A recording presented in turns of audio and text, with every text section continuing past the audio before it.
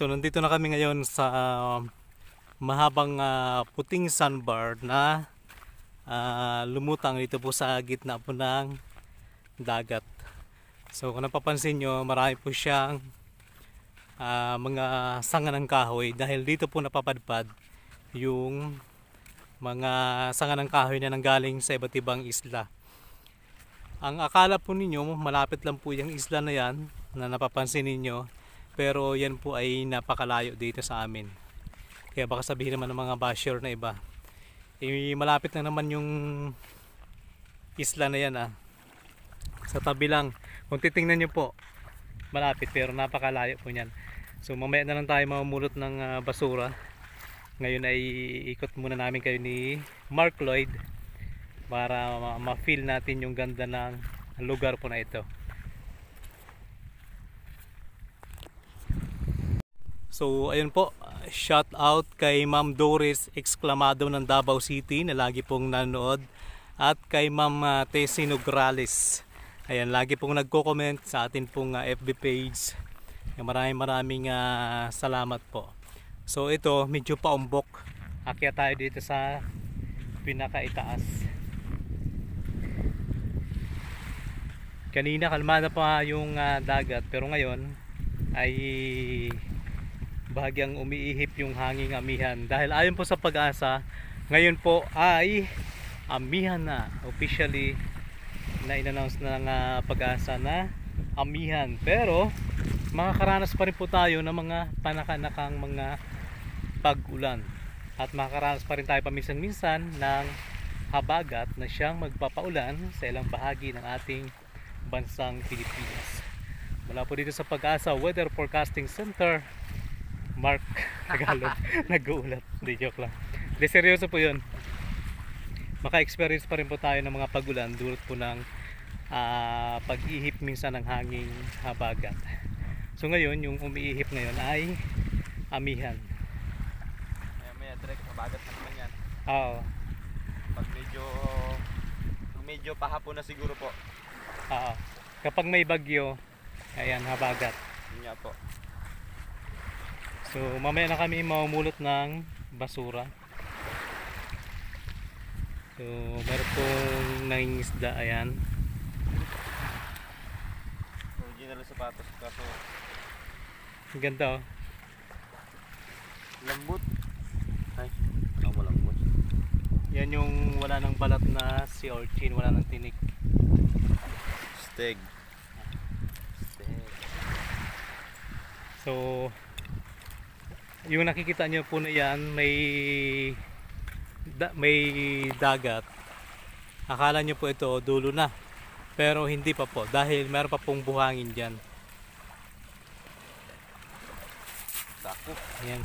Ito mamaya ang lagyan natin ng basura. Wow. Parang sa ano. Sarap maligo. Sige nga Mark, sukatin mo ngayon dyan banda. Sukatin ni Mark.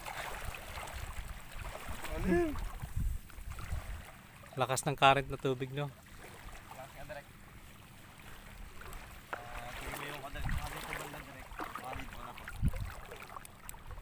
Grabe.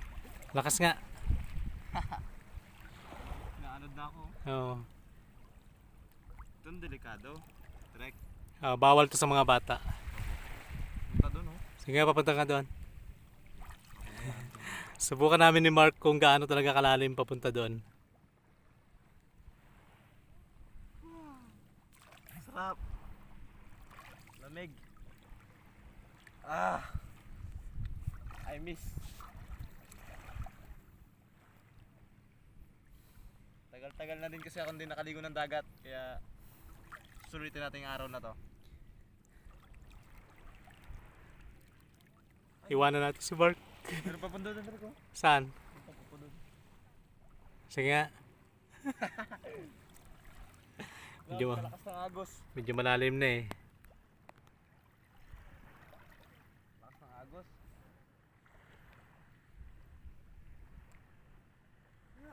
Marunong ka rin Mark lumangoy? Marunong man direct.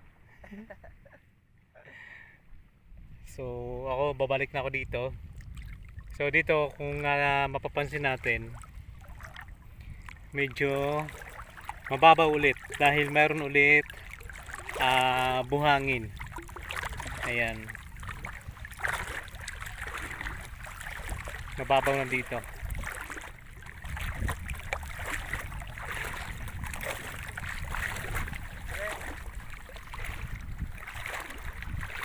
Nag-enjoy si Mark. Lugi si Ayon. Direct, nagbalik-balik dito.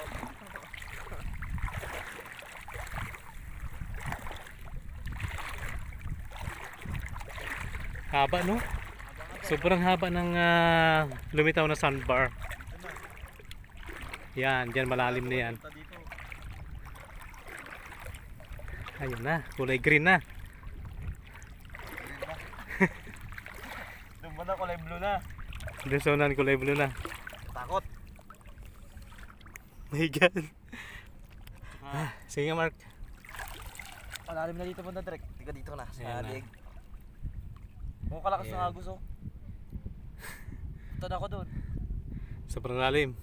Diyan sa lugar na yan, diyan matatagpuan nung unang panahon yung pating na putol ang buntot pero sobrang laki daw.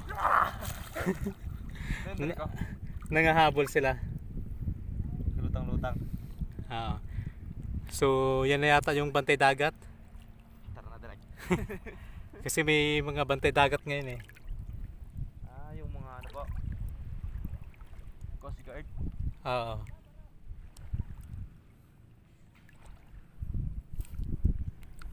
Yeah. Sarap ay. Sarap ano. Ito nakakatanggal ng sakit. Oo. Mga ubo, sipon.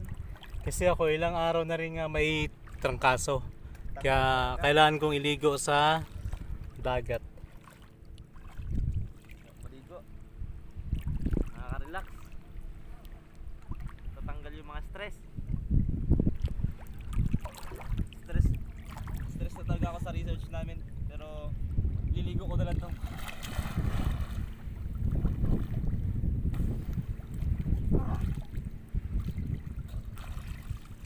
Sarap. Tanggal ang mga libag. Si Mark Lloyd kasi maraming libag yan eh. Kaso medyo may harang-harang tayo kaya hindi tayo, mamaya na lang tayo magdugod. Nakakaya. Iwanan ko si Mark. Uy.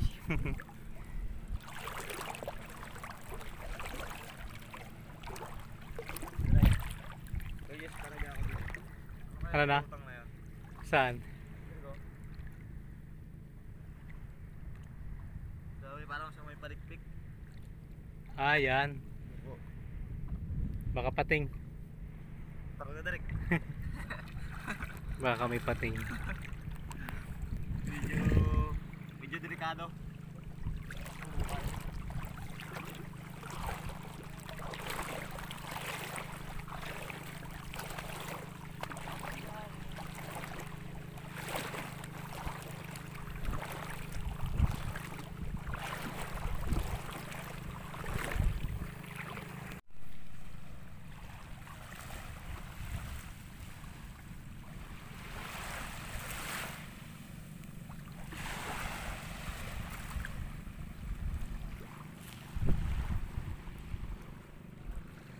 So ayun si Mark Lloyd.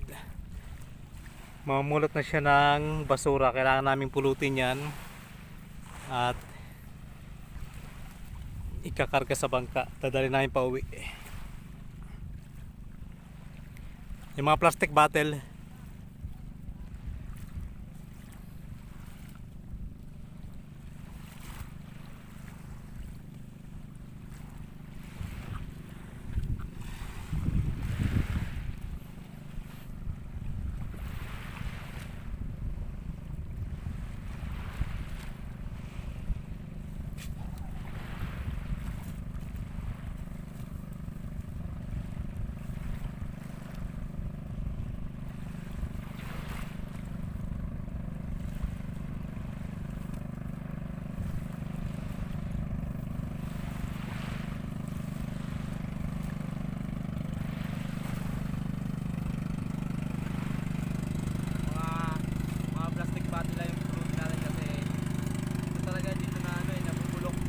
Oo. Pero itong mga kahoy, kahit ano na yan, nabubulo kasi yan. May aeroplano. Diba? Aeroplano. Plano nga direct. Air- Plano sa dagat. Airplane sa dagat.